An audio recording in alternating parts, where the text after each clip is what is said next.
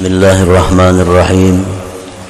Alhamdulillah nahmaduhu wa nasta'inuhu wa nastaghfiruh wa na'udzu billahi min shururi anfusina wa min sayyiati a'malina. May yahdihillahu fala mudilla lahu wa may yudlil fala hadiya lahu. Asyhadu an la ilaha illallah wahdahu la syarika lah wa asyhadu anna sayyidana Muhammadan abduhu wa rasuluhu la nabiyya ba'dah. Allahumma salli wa sallim wa barik ala sayyidina wa maulana Muhammadin khairil bariyah wa ala alihi wa ashabihi wa zurriyyatihi wa mawalah, amma ba'd. Yang kita hormati dan kita cintai para habaib dan para alim ulama, para muhibbin, hadirin hadirat rahimakumullah. Alhamdulillah, puji dan syukur kehadirat Allah subhanahu wa ta'ala yang memberikan kita taufik hidayah serta inayah sehingga pada malam ini kita dikumpulkan di tempat yang penuh berkah dan rahmat ini. Kemudian salawat dan salam kita haturkan kepada penghulu para nabi dan rasul, junjungan kita Rasulullah Nabi besar Muhammad sallallahu alaihi wasallam, dan kepada seluruh keluarga, para sahabat, zurriyat dan pengikut beliau sampai hari akhir. Para muhibbin rahimakumullah, wa Tirmidzi wa hasanahu, innallaha yaqbalu taubatal abdi ma lam yuwargir ay tablugh ruhuhu hulqumah. Hadis riwayat Imam Tirmidzi dan beliau menghasankan ini hadis yang artinya sesungguhnya Allah menerima tobat seorang hamba sebelum sampai rohnya di tenggorokannya. Selama roh kita belum sampai di tenggorokan, maka permintaan ampun kita, tobat kita kepada Allah masih terbuka, masih diterima oleh Allah subhanahu wa ta'ala. Nah, hadis ini memberikan faidah kepada kita, antara lain bahwa kita diperintahkan untuk bersegera tobat itu, karena kita tidak tahu kapan roh kita itu sampai di tenggorokan. Kita tidak tahu apabila roh kita itu sampai di tenggorokan. Maka bila sampai di situ, nah, tobat apapun kada akan diterima lagi oleh Allah. Jadi hadis ini intinya memerintahkan kita untuk segera bertobat kepada Allah. Nah, oleh para ulama disebutkan kenapa kita mesti bersegera tobat kepada Allah. Yang pertama, alasannya li'an la tataraka mazdunub qalbahu. Yang pertama, alasannya kenapa kita segera bertobat, agar tidak bertumpuk-tumpuk itu dosa dalam hati kita. Kada tatuyuk, kada tatumpuk dosa. Sebab dosa itu apabila tidak bertumpuk di dalam hati, maka dengan mudah kita menghapuskannya. Tapi sudah bertumpuk-tumpuk dosa, itu semakin sulit, semakin jauh daripada taufik Allah subhanahu wa ta'ala. Kaya pakaian juga, kaya baju, sehari tapas, sehari ditapas, kadang alih membuangi dakinya. Coba sebulan dipakai hari-hari, hanyar ditapas, nah itu berat membuangi dakinya. Nah, macam itu juga dosa. Kita berbuat dosa, tobat, berbuat dosa, tobat. Nah, itu mudah. kada sampai terlalu berikit dosa itu di dalam hati kita. Nah, pertama itu kenapa kita disuruh segera bertobat. Yang kedua, kita disuruh segera bertobat itu li'anla yabja'ahul maut, supaya tidak mendahului akan dia oleh kematian. Nah, kalau sudah sampai roh itu di tenggorokan, maka sia-sialah permintaan ampun kita. Dan seluruh manusia apabila roh sampai di tenggorokan itu minta ampun kepada Allah. Minta ampun kepada Allah bila mana sudah roh di tenggorokan itu. Sebabnya apa? Karena bila roh itu sudah di tenggorokan, dikatakan oleh sebagian ulama, dia sudah melihat tempat yang bakal ditempatinya. Fir'aun contohnya, orang yang bersangatan kafir bahkan mengaku Tuhan. Begitu rohnya sampai di tenggorokan, Fir'aun masuk Islam. Masuk Islam Fir'aun, tapi roh sudah di tenggorokan. Allah Subhanahu wa taala menghikayatkan dalam Al-Qur'an bagaimana Fir'aun, amantu annahu la ilaha illalladzi amanat bihi banu Israel wa ana minal muslimin. Aku beriman, ujar Fir'aun, bahwasanya tidak ada Tuhan selain Tuhan yang beriman dengannya Banu Israel, dan aku orang yang Islam. Tetapi Fir'aun mengucapkan itu sudah roh di tenggorokan, malaikat maut sudah di depan, tempat yang bakal ditempati sudah kelihatan. Nah, tobat sudah kada berguna lagi. Para muhibbin rahimakumullah, firman Allah Subhanahu wa taala, wa laysatit taubah lil ladzina ya'maluna as-sayyi'at hatta idza hadara ahadahumul maut qala inni tubtul an. Tidak ada tobat bagi orang yang berbuat dosa sehingga apabila datang akan mereka kematian, dia berkata, aku tobat sekarang ini. Tidak ada lagi tobat itu.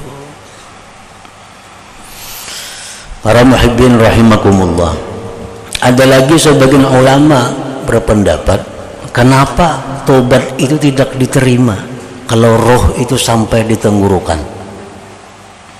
Karena syarat tobat itu antara lain adalah mencita-cita kada akan mengulang lagi.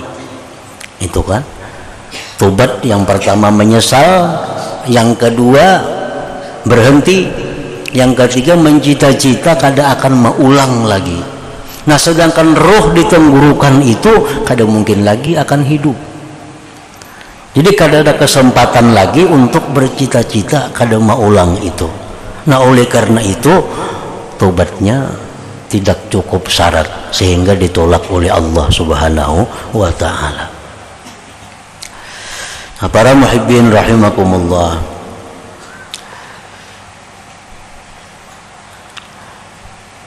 jadi hadis innallaha yaqbalu taubatal abdi ma lam yuwargir ay tablugh ruhuhu hulqumah, sesungguhnya Allah menerima tobat seorang hamba selama belum sampai ruhnya di tenggorokannya.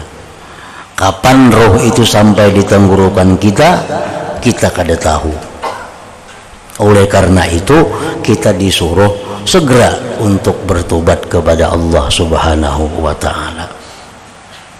Karena kalau terdahulu mati hanya tobat, nah maka itu tobat kada berguna lagi. Mati mendadak.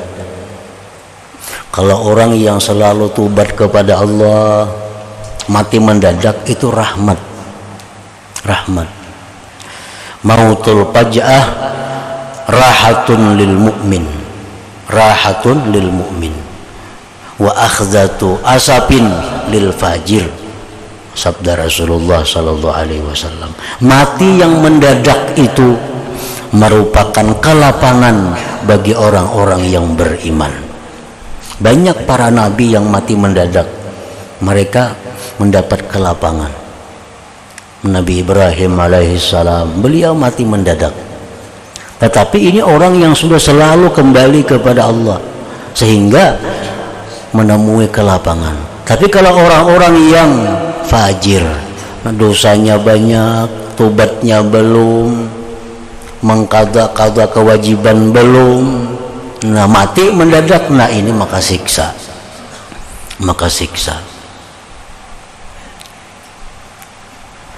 Wa akhdatu asapin lil fajir. Nah dikhawatirkan itu kita mati mendadak padahal masih banyak ketinggalan dosa-dosa lagi,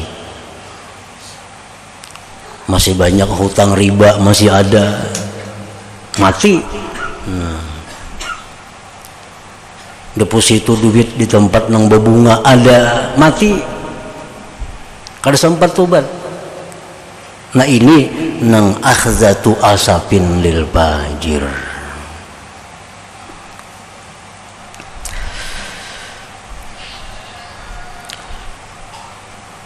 Warawahul Baihaqi min tariqin akhar wazad wal mustaghfiru minaz zambi wa huwa muqimun alaihi kal mustahzi'i bi rabbih. Orang yang minta ampun dari dosa sedangkan dia tetap atas dosa itu seperti orang yang mengulu-ulu dengan Tuhannya. Nah, orang yang minta ampun dari dosa dan dia tetap atas dosa itu, maka dia seperti orang yang mengulu-ulu, mahulu-hulut lawan Tuhannya. Artinya apa? Ini dicela, dan lagi itu kada diampuni, sebab syaratnya itu taubat itu ikhlas, berhenti. Jadi kalau kita mengucap astaghfirullahalazim, aku minta ampun kepada Allah dari dosa apa yang kita minta ampun itu? Jadi harus jelas, makanya astagfirullah, aku minta ampun kepada Allah daripada dosa. Misalnya dosa kita gibah, nah minta ampun kepada Allah. Sebab macam gibah itu kita bisa minta ampun kepada Allah, soalnya gibah itu kada terus menerus, bisa berhenti. Kan kita misal kamarian tadi sore tadi menggibah orang, nah sekarang kan kita berhenti. Kalau kita misalnya memakai utas cincin emas, nah itu kan diganakan astagfirullahalazim, nah itu ngarannya mukim, tetap atas maksiat, nah itu jangan. Jadi kita minta ampun kepada Allah dari dosa apa? Ya Allah, astagfirullahalazim, aku minta ampun kepada Allah yang Maha Agung daripada misalnya seringkali mengeluarkan sembahyang dari waktunya. Astagfirullahalazim, minta ampun kepada Allah daripada dusta. Astagfirullahalazim, minta ampun kepada Allah daripada gibah. Nah, dalam hati kita nih, jangan minta ampun kepada Allah lawan dosa, nang dosa itu masih ada pada kita. Di saat kita astagfirullah itu, nah, ya Allah, hamba minta ampun akan engkau daripada riba, sedangkan seorang masih mau tangakan duit berbunga misalnya, nah kada kawa itu maulu-ulu Allah. Jadi nang kita minta ampun kepada Allah ini pastikan dosa itu kita berhenti. Ya paling kada saat istighfar itu, paling kada saat istighfar itu kita sudah putus daripada dosa yang kita minta ampun dengannya. Orang misal suka berzina, ya Allah, hamba minta ampun kepada engkau daripada berzina, sedangkan pasangan zinanya masih dihubunginya. Nah, sedangkan pasangan zinanya masih kontak lawan inya, itu ngarannya maulu-ulu Allah.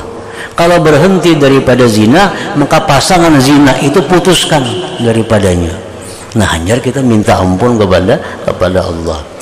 Karena kalau kita minta ampun kepada Allah tapi masih dalam keadaan berpakaian dengan dosa itu, maka seperti orang yang mengulu-ulu dengan Tuhannya.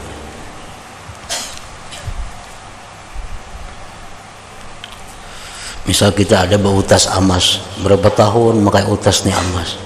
Nah sekarang kita ampih, kita jual dah emasnya. Nah ayuha, astaghfirullahaladzim, minta ampun kepada engkau ya Allah, memakai utas emas berapa tahun hamba. Nah itu kayak itu. Nah, hilangkan dulu pada diri kita dosa itu, hanya minta ampun lawan Allah. Wa Muslimun wa ghairuhu, dan riwayat Imam Muslim dan yang lainnya. Walladzi nafsi biyadihi law lam tuznibu la zahaballahu bikum. Itu bacaannya. Wa tastaghfiru, itu lebihan itu. Walladzi nafsi biyadihi law lam tuznibu la zahaballahu bikum wala jaa biqaumin yuznibun wa yastaghfirun Allah fayaghfiru lahum. Gairikum itu lebihan juga itu. Rasulullah sallallahu alaihi wasallam bersumpah dengan nama Allah, jikalau kalian tidak berbuat dosa, kayak malaikat semuaan, kan malaikat tuh kada pernah berbuat dosa. La zahaballahu bikum, niscaya Allah hilangkan kalian. Artinya kita diwafatkan oleh Allah.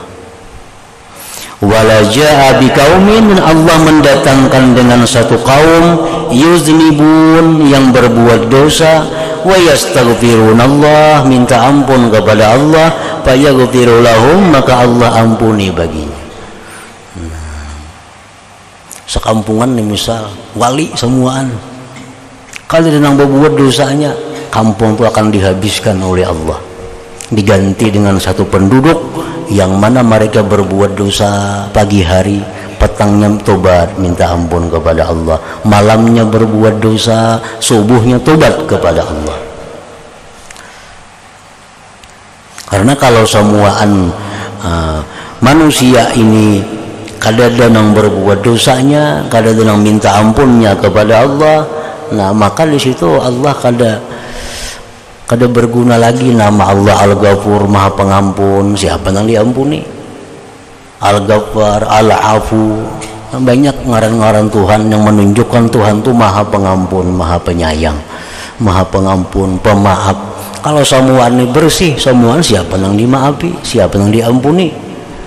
Nah untuk mewujudkan itu, maka Allah tentu menciptakan satu kaum, satu bangsa yang mereka itu berbuat dosa, tobat kepada Allah, berbuat dosa, tobat kepada Allah.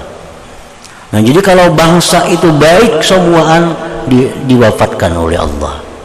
Demikian pula kalau satu bangsa itu durjana, kafir semuaan, kadang-kadang baiknya, itu pun akan diturunkan bala dan azab oleh Allah. Allah itu paling suka dengan makhluk, Allah paling suka dengan hambanya yang begitu berbuat dosa, tobat kepada Allah, berbuat dosa, tobat kepada Allah, sesuai dengan hadis Rasulullah, kullu bni Adam khata wa khairul khata'in at-tawwabun. Tiap-tiap manusia itu berbuat kesalahan, dan sebaik-baik yang berbuat kesalahan itu yang tobat kepada Allah. Jadi kita umpamanya berbuat satu dosa, nah berbuat dosa ini lalu kita tobat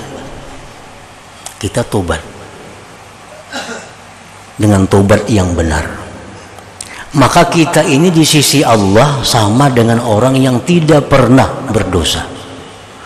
At-taibu minaz zambi kaman la dzambalah.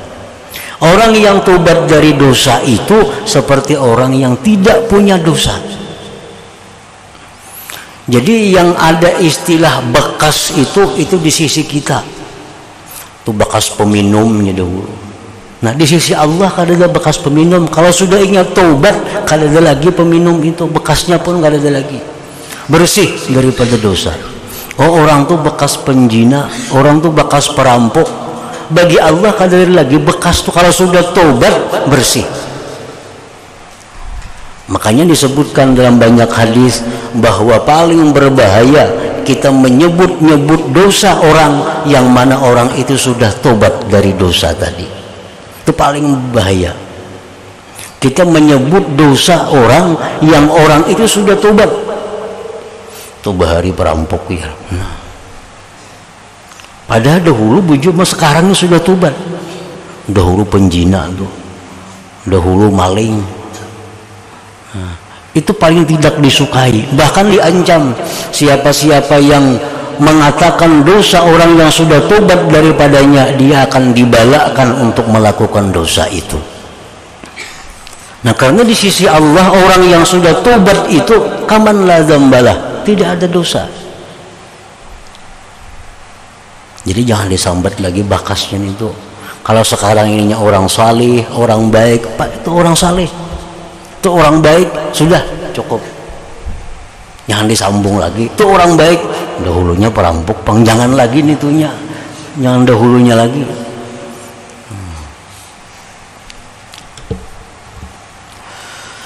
Wa Muslimun, dan riwayat Imam Muslim, laisa ahadun ahabba ilaihil madhu min Allah min ajli dzalik madaha nafsah wa laisa ahadun aghyara min Allah min ajli dzalik harramal fawahish wa laisa ahadun ahabba ilaihil uzru min Allah min ajli dzalik anzalal kitab wa arsalar rusula.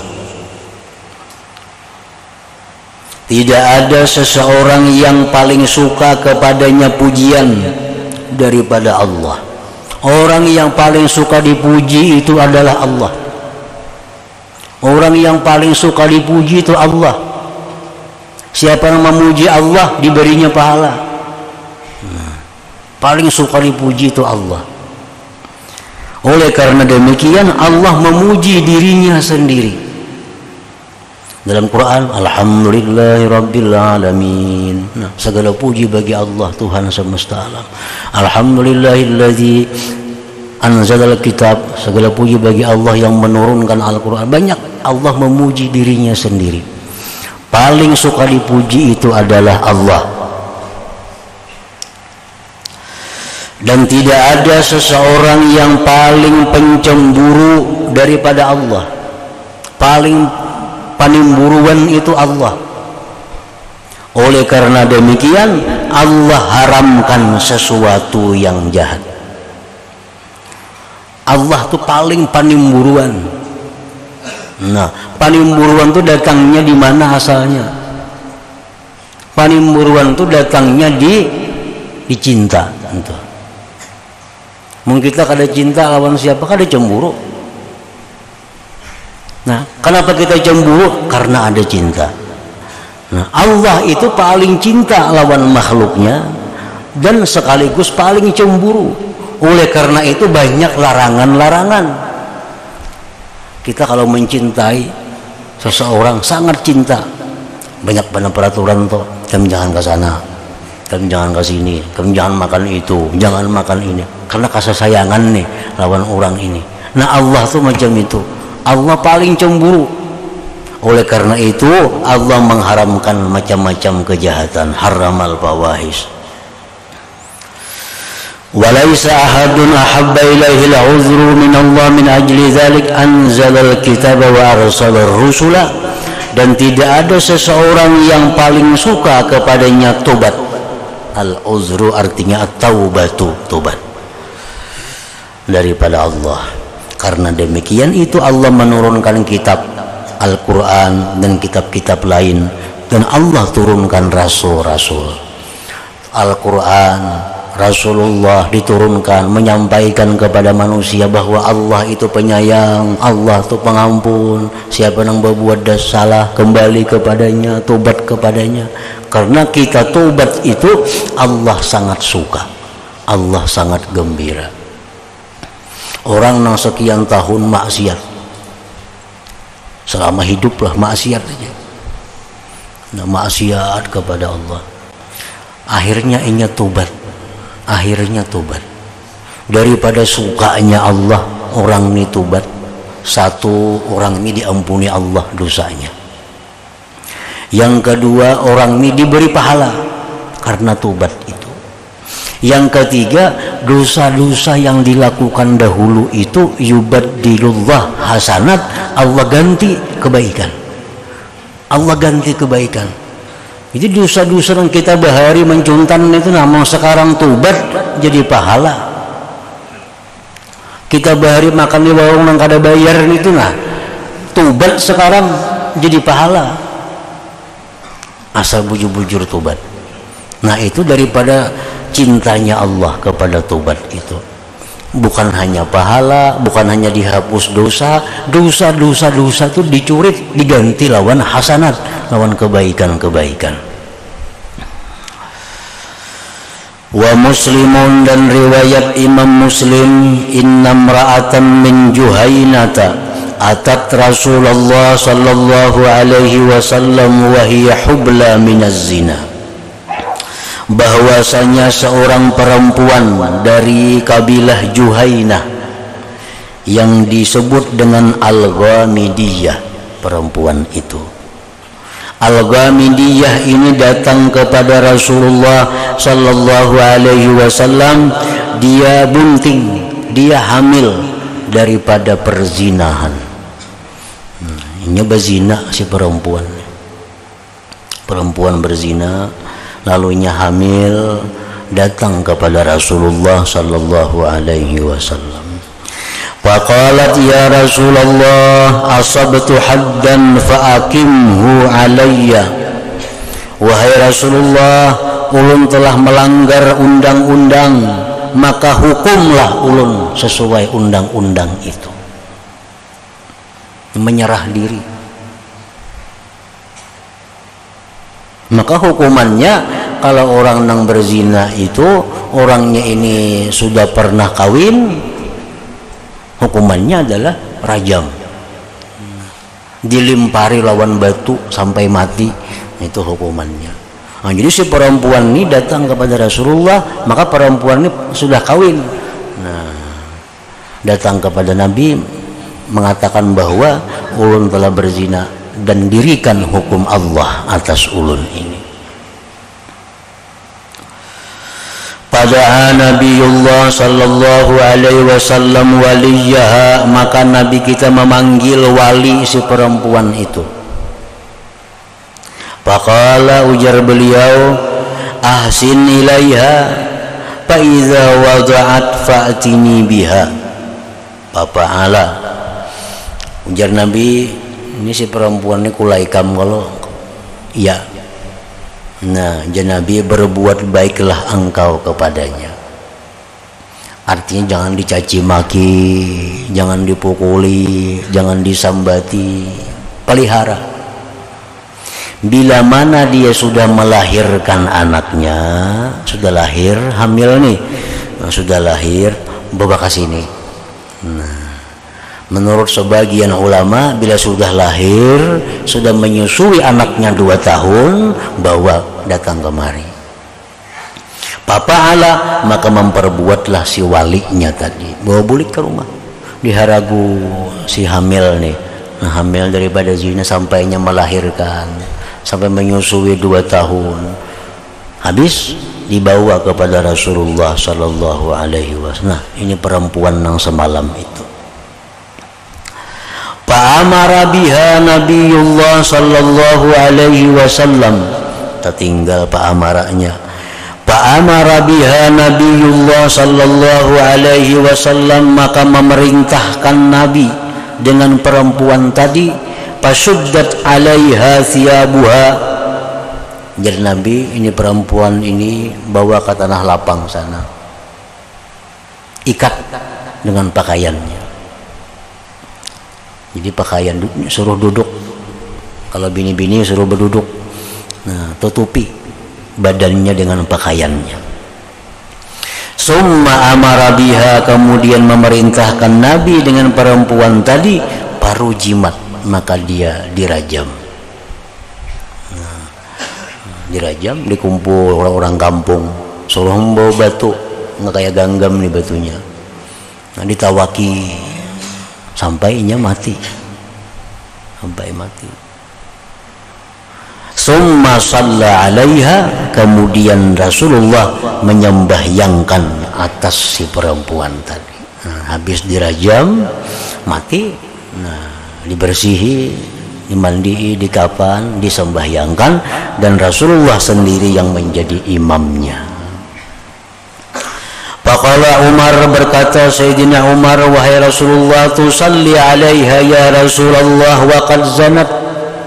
Wahai Rasul, pian apa menyembahyangkan makanya berzina. Nah, Rasulullah jadi imam, makanya perempuan yang mati dirajam karena berzina. Qala sallallahu alaihi wasallam, Rasulullah bersabda, laqad tabat taubatan.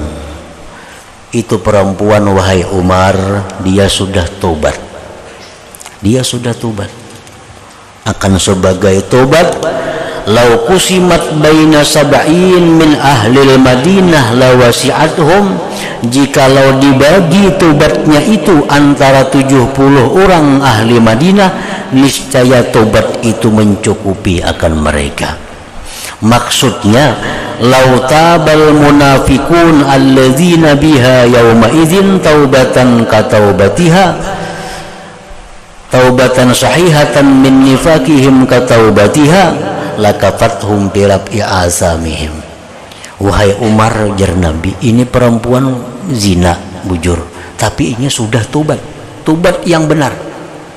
Andai kata orang-orang munafik di Madinah ini tobat seperti tobatnya perempuan ini, niscaya hilanglah dosa-dosa kemunafikan mereka itu. Padahal dosa munafik itu lebih berat daripada dosa perzinahan. Wa hal wajadta abdala mimman jadat bi nafsiha lillah azza wajal, adakah engkau dapati wahai Umar akan orang yang lebih mulia daripada orang yang mengorbankan dirinya untuk Allah azza wajal? Nah, ini perempuan ini orang yang sangat mulia, dia berani mengorbankan dirinya hanya untuk mendapat keridhaan Allah subhanahu wa ta'ala.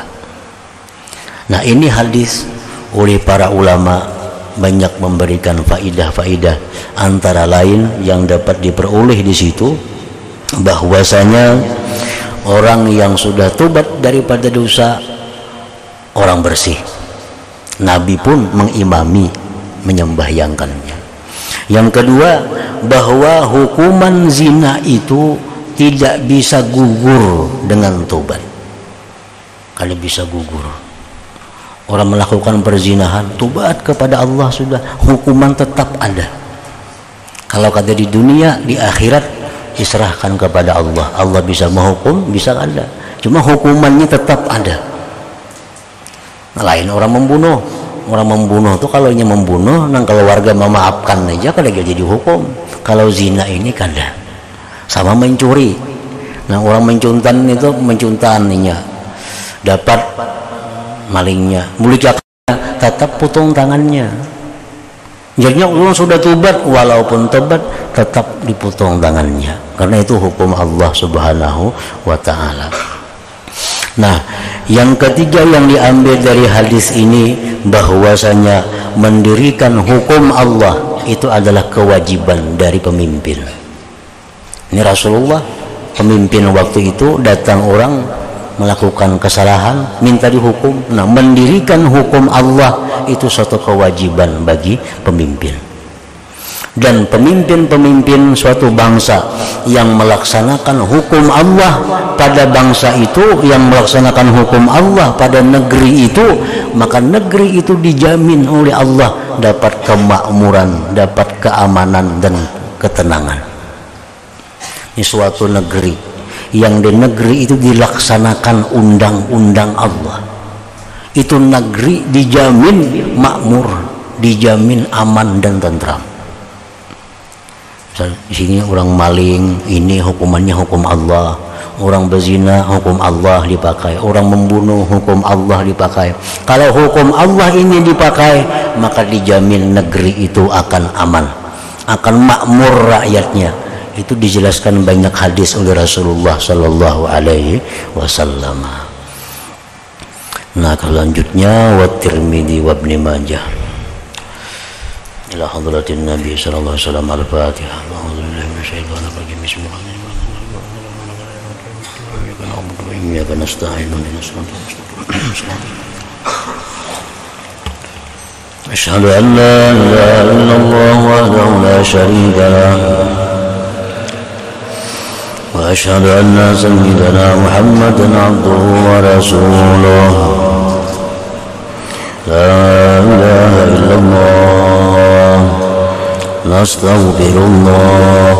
لا إله إلا الله نستغفر الله. لا إله إلا الله نستغفر الله. لا إله إلا الله ونتوب إلى الله. لا إله إلا الله محمد رسول الله صلى الله عليه وسلم. فيا أيها الرجل منه شفاعة صلوا عليه وسلموا تسليما. اللهم صل وسلم عليه.